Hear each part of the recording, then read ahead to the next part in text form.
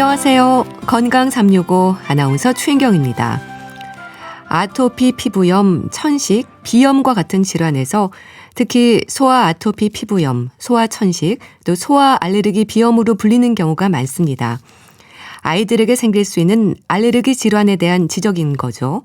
소아 알레르기 질환의 원인이 뭘까요? 여러 위험 요인들에 대한 대비가 필요할 텐데요. 소아 알레르기 질환으로 인한 증상과 치료법 잠시 후에 알아봅니다. 그리고 청취자 사연으로 함께하는 우리 집 주치의도 준비되어 있습니다. 건강 365 이기찬의 감기 듣고 시작하겠습니다. KBS 라디오 건강 365 함께하고 계십니다.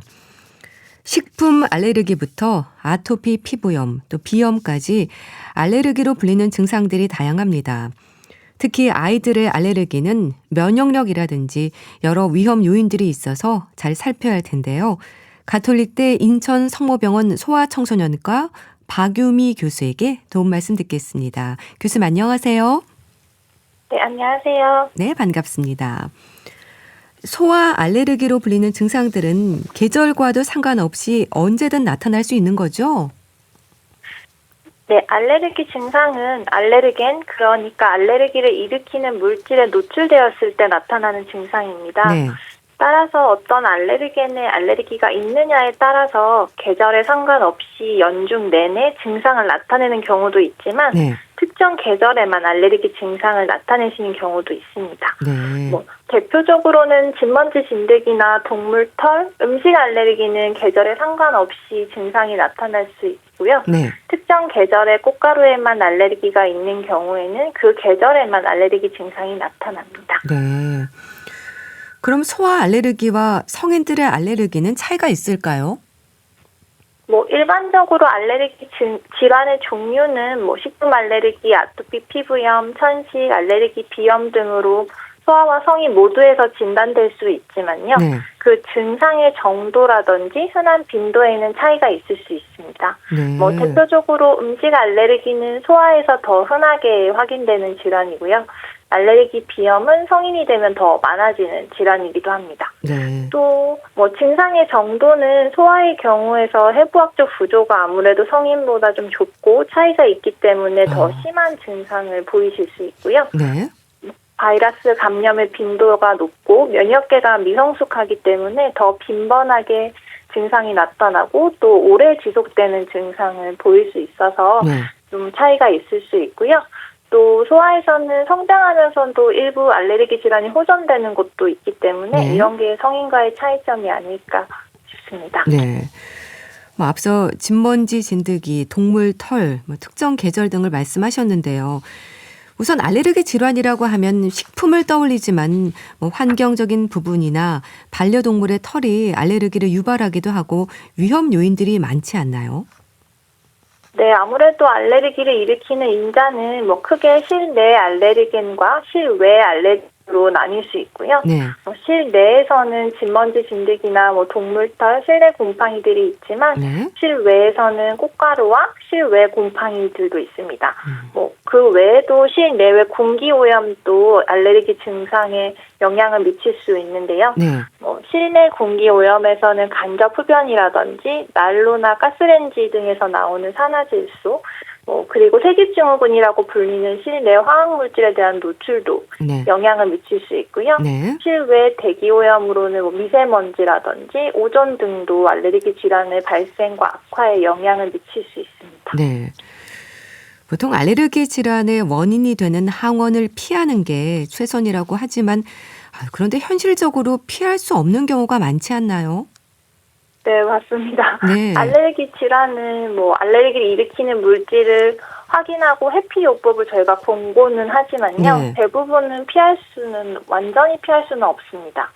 따라서 현실적으로는 완전한 회피보다는 알레르긴에 대한 노출을 줄이는 방법을 많이 교육시켜 드리고 있는데요. 네. 대표적으로는 진먼지 진드기 같은 경우에는 아무래도 실내 생활이 많은 겨울이나 네. 습도가 높아지는 여름, 그리고 천쇼파라든지 카페트, 침구류, 그리고 여자아이들의 경우에는 인형 등에서 흔히 네. 많이 번식하기 때문에 습도를 50% 이하로 유지해 주시고 네. 천쇼파나 카페트 사용은 제한하시는 게 좋고 침구류나 인형 등은 뭐 진먼지 진드기 비투과성 덮개를 씌우거나 네. 55도 이상의 온도로 20분 이상 세탁을 자주 해주시고 네. 세탁이 어려운 경우에는 일주일에 한 번씩은 햇볕에 말려서 진먼지 진드기에 대한 노출을 최소화시키도록 교육하고 있습니다. 네. 그런데요, 소아 알레르기는 나이에 따라 순차적으로 발생하기도 한다는 말도 있던데요. 어떤 의미일까요? 네. 저희 뭐 일부 소아의 경우에서 알레르기 행진이라고 해서요. 네. 뭐 아토피 피부염 이후에 식품 알레르기가 오고 네. 모세 기관지염으로 진행했다가 천식, 비염 순으로 성장의 감에 따라 점차 알레르기 질환이 순차적으로 변화해가는 과정을 거친다고 알려져 있는 게 있습니다. 그런데 뭐 네. 현재는 모두가 그렇게 진행하는 것이 아니고 알레르기 질환이 어렸을 때 발현해서 성인까지 지속되는 경우도 있고 네. 유아기에는 없다가 중간에 생기는 경우도 있고 네. 뭐 있다가 없어지기도 하고 동시에 여러 가지가 생기는 경우도 있기 때문에 뭐 현재는 흔한 호발 연령은 있지만 순차적으로 발생한다고 보고 있지는 않습니다. 네. 알레르기 행진이라는 말도 있는 거네요. 네. 물론 알레르기가 있는 모든 아이들에게 해당하는 건 아니지만 알레르기로 고생하는 경우에는 많은 부분들이 조심스럽긴 하겠죠.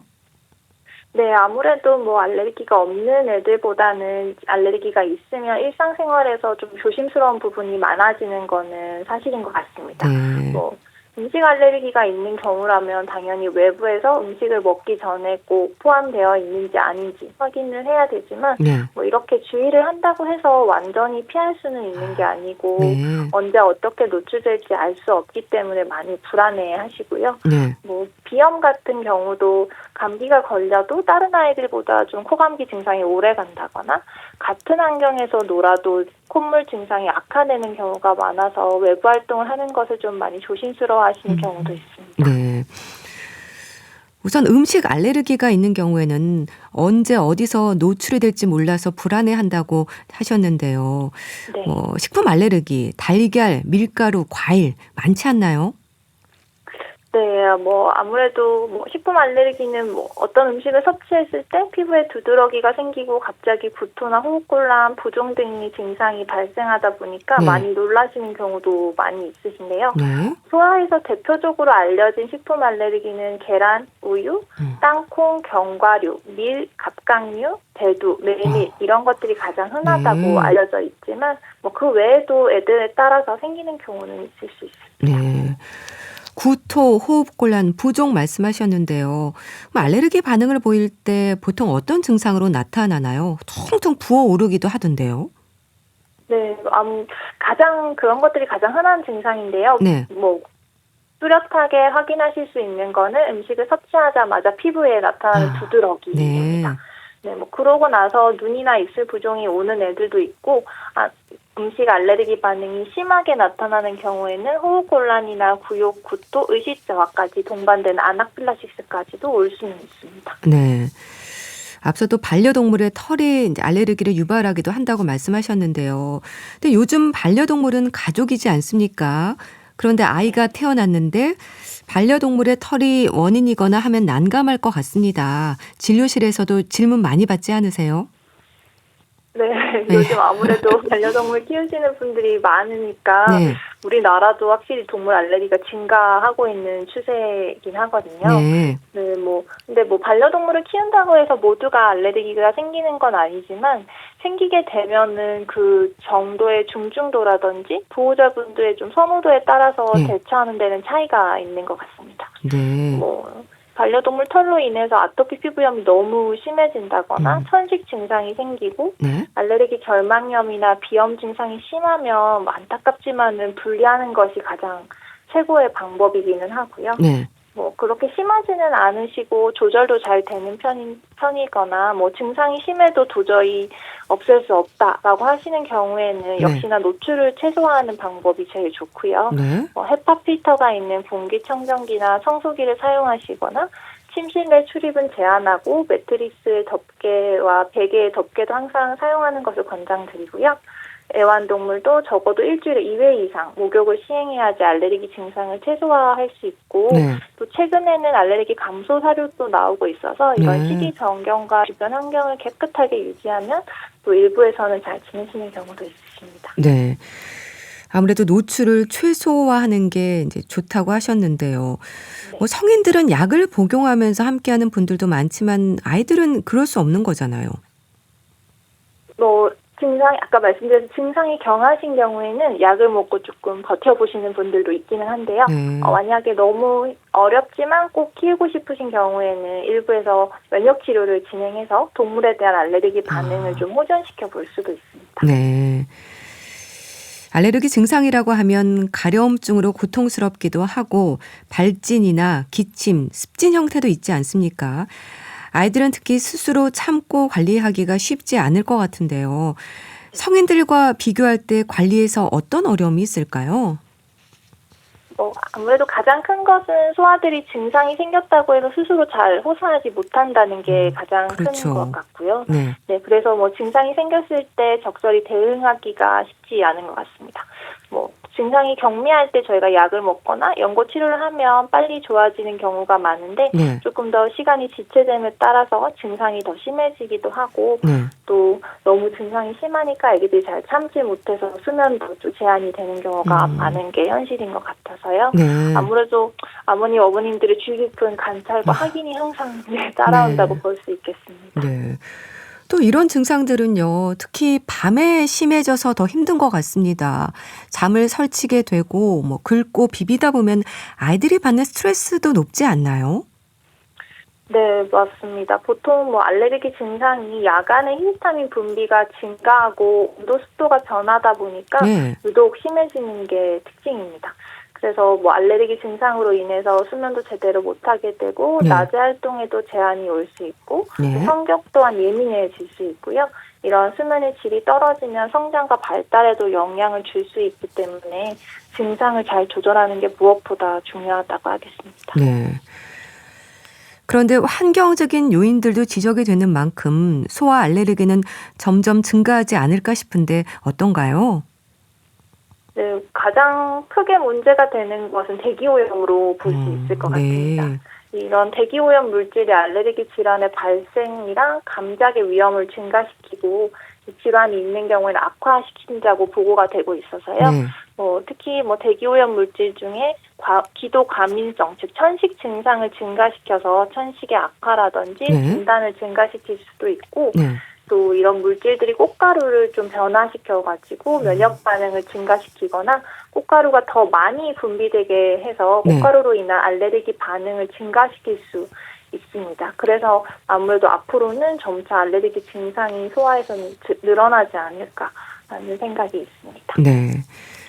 자, 그런데요. 알레르기로 짐작은 하지만 진단도 중요하지 않습니까? 아이들의 알레르기 검사는 어떤 방법으로 진행이 되나요? 성인과 똑같은 방법은 아니지 않나요? 사실 알레르기 검사를 진행하는 방법은 성인이나 소아 모두 동일하게 진행은 됩니다. 그렇군요. 네. 대표적으로는 피부 단자 검사랑 혈액 검사로 진행을 하게 되고요. 네. 피부 단자 검사는 물론 만 2세 이후에 시용을 공고하고 있고 네. 또 바늘에 대한 공포라든지 검사하고 나서 일정 시간을 기다려야 하고 또 숙련된 검사자가 필요하기 때문에 이런 면을 고려했을 때 검사가 가능한 경우에는 피부 단자 검사를 진행하지만 어려운 경우에는 혈액 검사로 진행을 하고 있습니다. 네. 그럼 혈액 검사로는 어떻게 판단하는 건가요? 저희가 혈액으로 진행하는 알레르기 검사는 크게 마스트 검사라고 해서 여러 가지를 한꺼번에 볼 수 있는 검사가 있고요. 네. 이문역 테이프 검사라고 해서 성분을 딱 정확하게 확인하는 검사가 있습니다. 이제 이런 검사를 통해서 알레르겐들을 확인하고 여기에서 양성이 확인되면 알레르기가 있을 가능성이 높다라고 보지만 네. 모두 알레르기가 있다라고 하지는 않고요. 양성으로 확인된 알레르겐에 대해서 환자들이 증상이 보일 때 저희가 최종적으로 그 물질에 대해 알레르기가 있다라고 진단을 하게 됩니다. 네. 2세 이상에는 이제 피부 단자 검사를 한다고 하셨는데 이게 바늘을 찔러서 하는 거죠. 어떻게 하는 건가요? 네, 피부에 얕게 바늘을 찔러서 그 안으로 알레르겐의 물질을 투입하는 형태로 보시면 됩니다. 네. 천식에 대한 진단도 초등학교 들어가기 전에 아이들은 폐 기능 검사가 좀 힘들 것 같은데 어떻게 할 수 있을까요?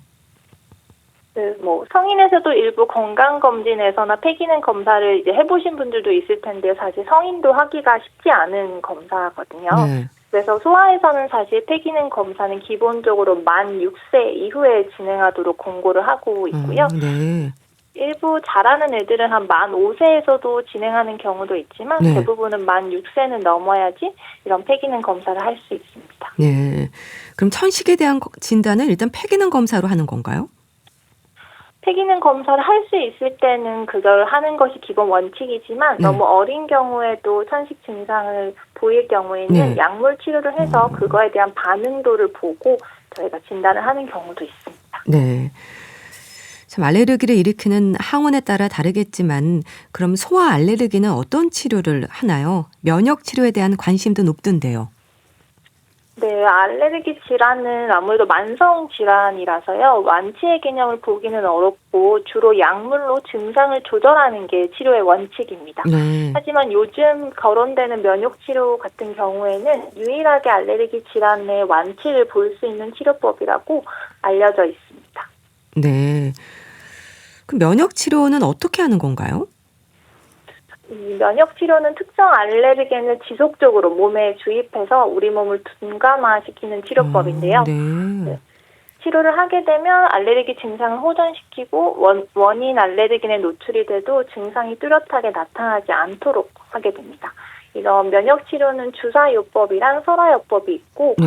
알레르겐이 뚜렷이 확인이 돼야만 치료가 바로 시작이 가능하고요. 네. 3년간의 치료 유지가 필요한 치료법입니다. 또 네. 주사요법은 한 달에서 2달 간격으로 내원해서 주사를 지속적으로 맞아야 하고 네. 설화요법은 혀 밑에 녹여서 하는 방법으로 비교적 간편하지만 아직은 진먼지 진드기에 대한 치료만 진행할 수 있습니다. 네. 또 알레르기를 일으키는 물질이 몸속에 주입하는 만큼 부작용이 있을 수 있고 네. 또 모두가 효과를 보는 게 아니고 치료 기간도 상당히 길기 때문에 치료를 할 수 있는 상황이라든지 본인이 가지고 있는 알레르겐의 종류 그리고 증상의 정도에 따라서 좀 신중히 결정을 해야 하겠습니다. 네. 알레르기로 고생하는 아이들의 증상 완화를 위해서 신경 써야 하는 부분 뭐가 있을까요? 무엇보다 알레르기를 일으키는 원인이 무엇인지를 정확히 파악을 해야 하겠고요. 네. 그리고 확인된 알레르겐이 있다고 하면 완전한 해피는 아니더라도 앞서 말씀드린 노출을 줄일 수 있는 방법을 이용해서 알레르기 증상을 줄일 수 있도록 하는 것이 중요하겠습니다. 또 알레르기 증상은 시간이 지나면 호전되는 경우는 있지만 네. 당장은 이겨내기 좀 힘든 증상이기 때문에 증상이 심할 경우에는 적절하게 약물의 도움을 받는 것이 좋고 여건이 된다면 면역치료도 고려해보는 것이 도움이 된다고 말씀드리고 싶습니다. 네, 알겠습니다. 오늘은 소아 알레르기 질환으로 인한 증상과 치료법에 대해서 알아봤는데요. 가톨릭대 인천 성모병원 소아청소년과 박유미 교수와 함께했습니다. 감사합니다. 감사합니다. KBS 라디오 건강 365 함께하고 계신데요. 애니메이션 겨울왕국 OST 가운데서 Into the Unknown 듣고 다시 오겠습니다. KBS 라디오 건강 365 함께하고 계십니다. 청취자 사연으로 알아보는 우리 집 주치 순천향대 서울병원 가정의학과 조연 교수에게 도움 말씀 듣겠습니다. 교수님 안녕하세요. 네, 안녕하세요. 네, 반갑습니다. 관절염으로 고생하시는 50대 후반 여성이 주신 사연부터 들어보시고 말씀 나누겠습니다. 저 이번에 퇴행성 관절염 때문에 좀 고생을 했거든요. 병원에 갔더니 소염 진통제만 주시더라고요. 저는 얼마 안 됐어요. 한 열흘 전에. 그래서 손가락이 너무 아파서 구부리는 게 힘들더라고요. 그냥 내가 아플 때마다 계속 먹어야 된다는 게 사람을 조금 우울하게 하는 게 있거든요. 근데 요새 100세 시대니까 그럼 이거를 훗날 그러니까 좀 느리게 오는 방법이 있다던가 아니면 왔을 때 꼭 약을 안 먹고 완화하는 방법이 있었으면 하는 바람입니다. 손가락이 붓고요. 아침에 일어났을 때 저는 가운데 손가락이었거든요. 중지가 너무 아파서 뻣뻣해지고 아침에 일어났을 때 붓고 구부렸을 때 잘 구부려지지 않고 그다음에 뿌리 부분 쪽이 누르면 아프고 근데 저는 이렇게 가운데 손가락이 이렇게 중요한 역할을 하는지 몰랐어요. 모든 거에 중심돼서 받쳐주는 역할을 하더라고요. 좀 완화하는 방법이라던가 생활할 때 도움이 되는 방법 좀 알고 싶습니다. 네. 퇴행성 관절염이라고 하면 무릎 관절부터 떠올리는데요. 이분처럼 손가락으로도 증상은 생길 수 있는 거죠? 네, 맞습니다. 네. 일단 뭐 무릎에서만 생기는 건 아니고 네. 손가락, 그다음에 특히 많이 사용하는 손관절에서 자주 생기고요. 그러니까 50대 이후 여성분들 사이에서 네. 가운데 손가락, 검지, 엄지관절 통증을 호소하시는 분들이 많습니다. 그래서 네. 이제 아침에 일어났는데 손가락이 뻣뻣하고 잘 안 움직이고, 그다음에 눌렀을 때 아프고, 네. 그다음에 손끝이 붓는 증상이 있다라고 하면은 그러니까 염증하고 이제 퇴행성 변화가 시작됐다라고 네. 이제 보시면 될 것 같고요. 네. 그러니까 손 같은 경우에는 이제 하루 종일 쓰는 부위이기 때문에 그렇죠. 조금만 아파도 굉장히 불편합니다. 그래서 이런 불편함이 생기셨을 때는 초기부터 관리를 잘해주시는 게 굉장히 중요합니다. 네. 퇴행성 관절염의 또 다른 이름이 골관절염이지 않습니까? 골관절염이 무슨 뜻인가요? 그러니까 말 그대로 뼈와 관절이 퇴행하면서 생기는 염증이라는 뜻이고요. 네. 그러니까 우리 몸의 관절은 이제 뼈와 뼈 사이를 이제 부드럽게 이어주는 연골이 있는데, 네. 그러니까 나이가 들거나 반복적으로 관절을 사용하다 보면은 이 연골이 이제 점점 닳고 얇아지고 그러다가 이제 뼈끼리 부딪히면서 염증이 생기게 되거든요. 네. 이거를 우리가 퇴행성 골관절염이라고 부르게 됩니다. 네. 사연 주신 분은 58세 여성인데요. 특히 아침에 일어나면 손가락이 붓고 굽히기도 어렵다고 하세요. 손가락 끝 부분으로도 통증이 있다고 하는데요. 노화가 원인일까요? 가장 흔한 원인은 이제 퇴행성입니다. 네. 그러니까 그리고 이제 물론 노화가 기본 원인이긴 하지만 그 외에도 좀 손을 많이 사용을 한다거나 네. 아니면 여성 호르몬 변화라든지 유전적인 요인도 함께 작용을 하게 되고요. 네. 특히 이제 퇴행성 관절염 같은 경우에는 뭐 아침에 손가락이 뻣뻣하고 붓고 움직일수록 조금 풀리는 특징이 있기 때문에 네. 이런 증상이 있다라고 하면은 단순한 피로라고 보지 마시고 뭔가 이제 염증이 시작됐고 연골의 마모가 시작이 됐다라고 이제 생각을 하시고 네. 진료를 한번 받아보시는 게 좋습니다. 네. 뭐 가운데 검지, 뭐 엄지 관절, 손가락의 관절 그 통증을 호소하는 분들이 많다고 하셨는데요. 이분의 경우도 특히 가운데 손가락이 아파서 일상의 불편이 크다고 하십니다. 받쳐주는 역할을 하는 중지를 마음대로 움직일 수 없으니까 불편도 크고 새삼 손가락 관절의 소중함도 알게 되신 것 같은데요. 이렇게 손가락 하나로 통증이 집중이 되기도 하나요? 일단 그러니까 많이 사용하는 관절부터 이제 망가진다고 보시면 되고요. 네. 거기에 이제 통증이 생기게 되는데, 그러니까 특히나 이제 중지 쪽 가운데 손가락에 이제 통증이 생기게 되면은 손 하나만 불편한 게 아니라 네. 일상생활 전체에 영향을 줄 수가 있습니다. 그렇죠. 왜 그러면 이제 중지 같은 경우는 물건을 잡거나 병뚜껑을 돌리거나 글씨를 쓸 때 우리가 항상 받쳐주고 힘을 분산시켜주는 굉장히 중요한 역할을 하기 때문에 네. 여기에 문제가 생기게 되면은 굉장히 일상생활에서 불편감을 느끼실 수밖에 없고요. 네. 그리고 이제 관절염이 손가락 하나에만 생겨도 전체 손 기능에 이제 문제를 줄 수가 있고, 네. 그다음에 이제 아픈 부분을 안 쓰다 보면은 다른 손가락도 많이 쓰게 되거든요. 네. 그러면 이제 다른 손가락까지 이제 부담이 커지면서 네. 손 전체가 좀 아파질 수가 있습니다. 네. 통증이 있어서 병원에서는 소염 진통제를 처방받았다고 하는데요. 아무래도 통증 완화를 위한 걸까요? 일단 뭐 퇴행성 관절염은 관절이 이제 닳아가면서 생기는 질환이지만 네. 그 과정에서 이제 염증 반응이 생기고 그로 인해서 이제 부기라든지 열감, 통증으로 이어지게 되거든요. 네.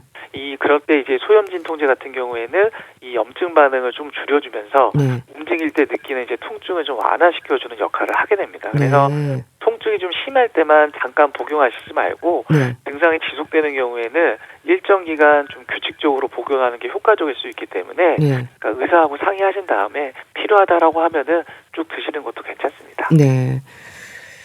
증상이 지속이 될 때는 일정 기간 좀 꾸준히 복용하는 게 좋다고 말씀 주셨는데요. 그래도 소염 진통제는 오래 먹어도 괜찮은 걸까요? 제 주변에도 관절염으로 소염 진통제 드시는 분들이 많긴 하거든요.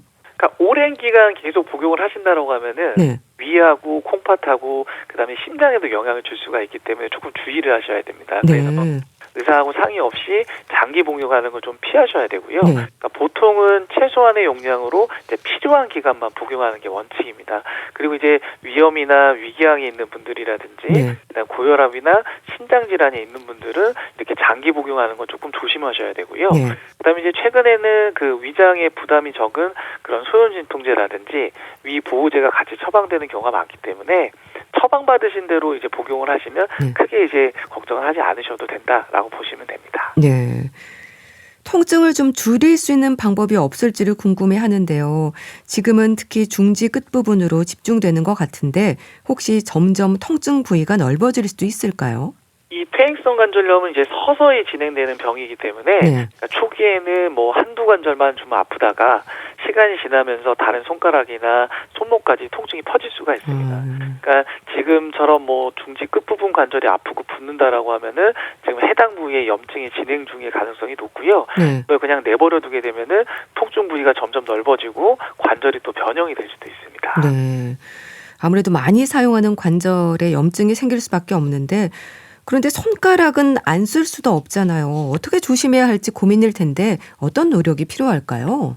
일단 뭐 손가락 사용을 어떻게든 최소한 좀 줄이시는 게 필요하고 네. 그다음에 이제 불편하시다라고 했을 때는 이제 온찜질로 관절을 조금 부드럽게 해주시는 게 도움이 되고요. 네. 그다음에 이제 손가락 스트레칭이라든지 가벼운 좀 물리 치료를 좀 받으시면은 통증도 줄일 수 있고 기능도 지킬 수가 있습니다. 네. 그래서 이런 관절염 같은 경우에는 조기 대처가 굉장히 중요하기 때문에 네. 그러니까 불편하고 아픈 걸 좀 참으시기보다는 진료를 받으시고 관리를 통해 가지고 아픈 부위를 조금씩 줄여나가는 게 굉장히 중요합니다. 네. 그런데요, 퇴행성 관절염은 또 류마티스 관절염과도 혼동할 수 있지 않을까요? 그러니까 손가락이 아프고 뻣뻣해질 때 많은 분들이 이거 혹시 류마티스인가? 라고 네. 걱정을 많이 하시는데 그러니까 두 질환 모두 관절에 통증이 생기는 건 맞지만 원인하고 그 병의 진행 양상이 완전히 다릅니다. 네. 그럼 어떻게 다른 건가요? 그러니까 이제 퇴행성 관절염은 나이가 들면서 관절이 닳아서 생기는 어떻게 보면 기계적인 마모에 의한 질환이고요. 네. 그러니까 류마티스 관절염이라는 거는 면역 체계 이상이 생기면서 생기는 자가 면역 질환이거든요. 네. 그래서 관절염이라는 이름은 같아도 원인도 다르고요. 치료 방법도 완전히 다릅니다. 네. 그러니까 퇴행성 관절염은 나이 들어서 관절이 닳아서 생기는 거고 또 류마티스 관절염은 면역 체계 이상으로 생기는 자가 면역 질환이다라고 말씀 주셨는데요. 그런데 사연 주신 분이 느끼는 통증과 증상이 손가락이어서 류마티스 관절염으로 생각할 수도 있을 것 같습니다. 확인할 수 있는 검사법 어떤 게 있을까요? 이게 손가락 관절부터 시작되는 류마티스 관절염은 아침에 그 뻣뻣한 증상이 1시간 이상 오래 지속되는 경우가 많고요. 네. 양손의 같은 부위에 대칭적으로 발생하는 경우가 많습니다. 네. 근데 이에 반해서 퇴행성 관절염은 보통 주로 사용하는 손에 좀 생기는 편이고요. 아침에 뻣뻣하다라고 하더라도 움직이면 점점 풀리는 특징이 있습니다. 근데 네. 이걸 이제 증상만 가지고는 조금 모호하기 때문에 의심이 되는 경우에는 뭐 혈액 검사라든지 엑스레이 같은 걸 가지고 감별 진단을 하게 됩니다. 네. 혈액 검사로는 어떤 걸 알 수 있는 건가요?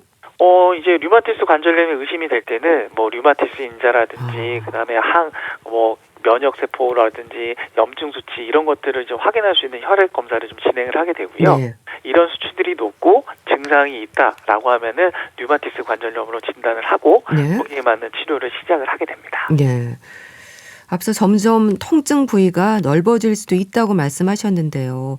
사연 주신 분은 지금 퇴행성 관절염으로 손가락 통증을 느끼고 있는데 손가락뿐 아니라 무릎이나 목, 허리 쪽으로도 증상이 생길 수 있지 않을까 싶기도 한데 어떨까요?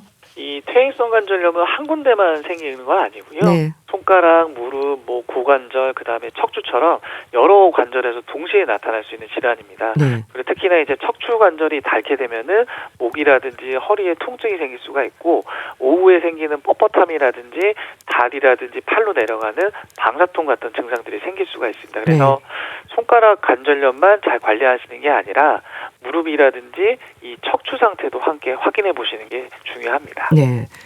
온찜질도 도움이 된다고 말씀 주셨습니다. 통증이 심할 때 찜질 어떻게 하는 게 좋을까요? 그러니까 이제 붓고 열감이 있는 이런 급성기에는 이제 냉찜질이 적합하고요. 네. 그다음에 이제 뻣뻣하고 오래 지속되는 만성적인 통증이 있다라고 했을 때는 이 따뜻한 온찜질이 더 도움이 됩니다. 왜냐하면 이 따뜻한 온도 같은 경우에는 혈류를 그러니까 혈액 순환을 증가시켜주고 그다음에 이제 관절하고 근육을 좀 부드럽게 풀어줄 수가 있거든요. 네. 그리고 이제 찜질하실 때는 천으로 잘 싸서 너무 뜨겁지 않게 하셔야 되고요.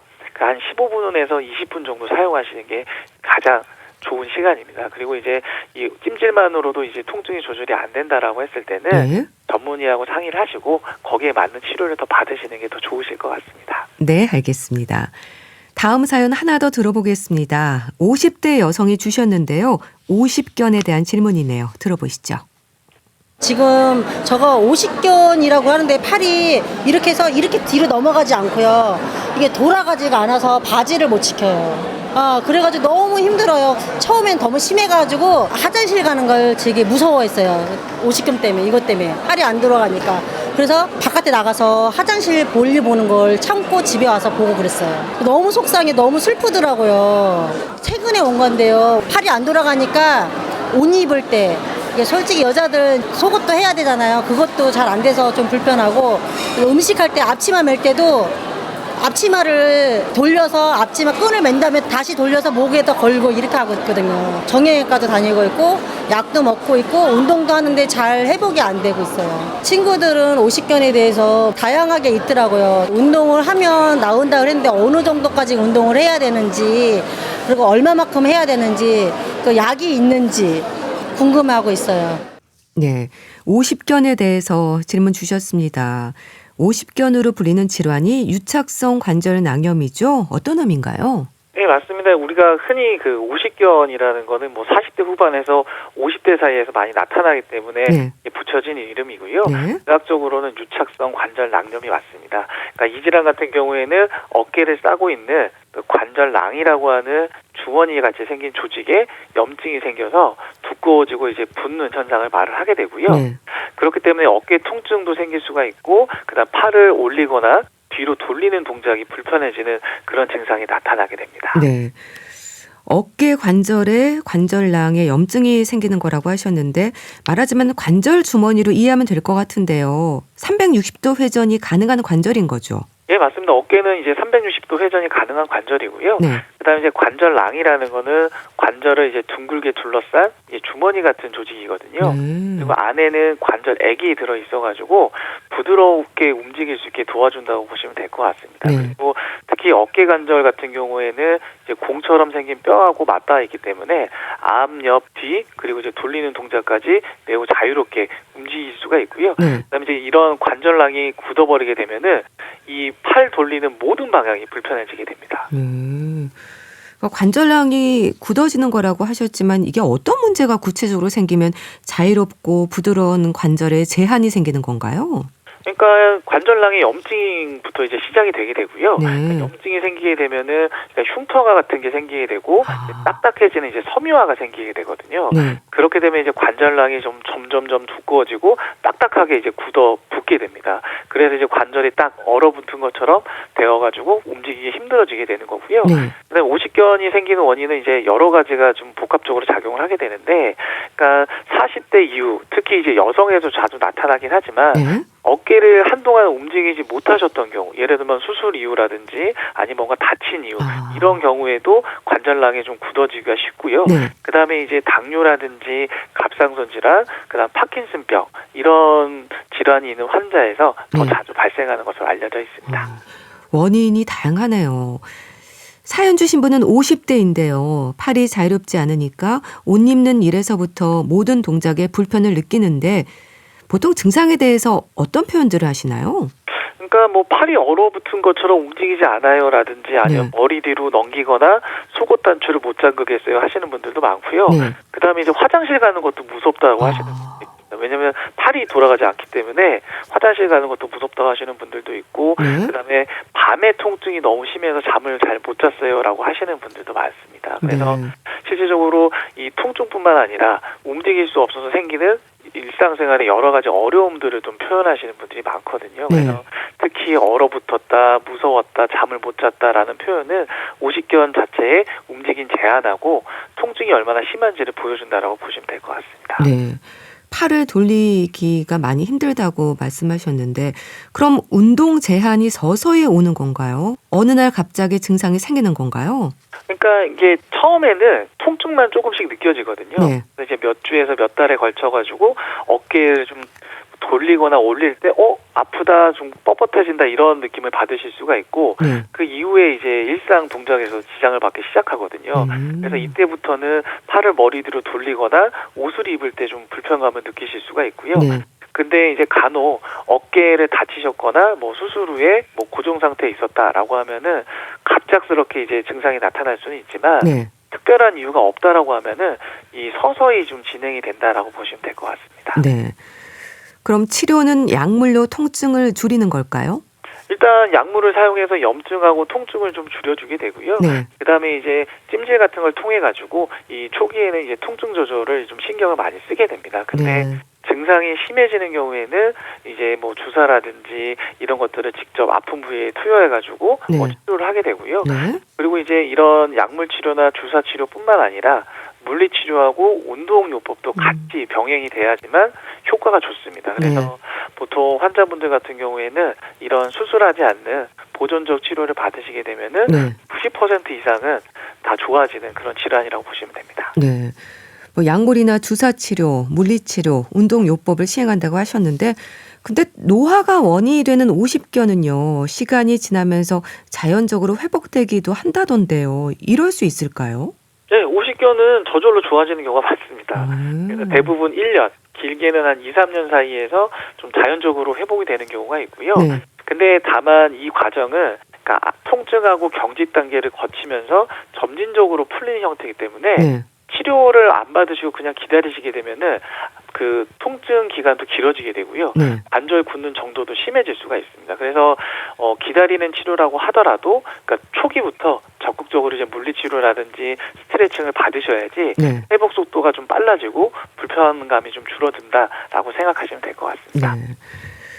그런데요, 보통 어깨 통증이 있고 팔의 움직임이 불편할 때 50견으로 생각을 하지만 어깨 질환의 위험은 50견뿐 아니라 여러 가지가 있지 않습니까? 증상의 차이가 있는 건가요? 네, 어깨에 생기는 질환은 굉장히 다양합니다. 네. 50견 같은 경우에는 어깨 전체가 굽고 전 방향에서 좀 뻣뻣하고 아프고요. 특히 이제 밤에 통증이 좀 심하다라고 네. 보시면 될 것 같고, 그리고 이제 회전근개 파열 같은 경우에는 그러니까 특정 동작, 팔을 옆으로 들거나 물건을 들어 올릴 때 네. 흐르는 통증과 함께 힘이 좀 빠지는 느낌이 들 수가 있고, 네. 그다음에 이제 주무실 때 이게 자세를 바꿀 때 아픈 경향이 좀 있습니다. 네. 그리고 이제 어깨에 관절염이 생긴 경우에는 움직일 때 좀 갈리는 느낌이라든지 뻑뻑함이 생길 수가 있고, 통증은 아침에 더 심해지고요. 네. 물에 걷거나 어깨에 힘을 실을 때 통증이 또 생기게 됩니다.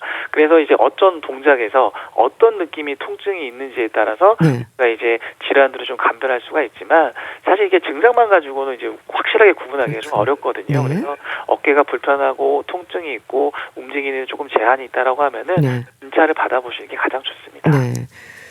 그 말씀 주신 50견을 비롯해서 회전근개 파열이나 석회성 건염도 있고요. 그럼 여러 질환들을 확인하기 위한 검사도 다양한가요? 뭐 일단 종류가 굉장히 다양하기 때문에 기본적인 진찰을 통해 가지고 네. 팔을 들어 올리거나 돌릴 때 통증이 생기는지, 네. 그다음에 움직일 수 있는 범위가 어느 정도인지를 확인을 하게 되고요. 네. 그 이후에 이제 영상 검사로 넘어가게 되는데, 네. 엑스레이 같은 걸 통해 가지고 뭐 석회성 침착이라든지 관절염과 같은 뼈의 변화를 확인하게 되고요. 네. 그다음에 초음파 검사 같은 걸 통해 가지고 힘줄이 좀 손상됐는지 아니면 석회가 얼만큼 꼈는지 이런 것들을 실시간으로 확인할 수가 있습니다. 네. 이런 것들을 통해서도 좀 진단이 안 된다라고 했을 때는 MRI 검사를 통해 가지고 조금 더 정밀히 평가를 해가지고 네. 최종 진단을 내리는 데 도움을 받을 수 있습니다. 네. 다른 어깨 질환임에도 50견으로 생각해서 참거나 하면 다른 질환들의 증상은 점점 심해지겠네요. 네, 그렇죠. 뭐 회전근개 파열이나 뭐 석회성 건염 같은 질환인데 네. 50견으로 생각하고 내버려 두시게 되면은 이게 더 진행이 되고 증상이 점점 더 심해지게 되거든요. 네. 특히 이제 회전근개 파열 같은 경우에는 시간이 지나면서 힘줄이 더 찢어질 수도 있고요. 네. 그렇게 되면 회복이 어려운 상태가 될 수가 있습니다. 그래서 진단이 늦어진다라고 하면은 치료가 더 복잡해지고 회복하는데도 시간이 더 오래 걸릴 수가 있기 때문에 네. 이런 통증이나 움직임이 불편하다라고 하면은 정확한 진단을 받으시고 네. 빨리 치료 받으시는 게 가장 중요합니다. 네. 통증이 심해지면 정확한 진단과 치료를 꼭 받으셔야겠어요. 네, 알겠습니다. 우리 집 주치, 건강에 대한 궁금증 풀어봤는데요. 순천향대 서울병원 가정의학과 조현 교수와 함께했습니다. 말씀 감사합니다. 네, 감사합니다. 블랙 아이드 피스의 I got a feeling 보내드리면서 인사드릴게요. 건강365 아나운서 최인경이었습니다. 고맙습니다.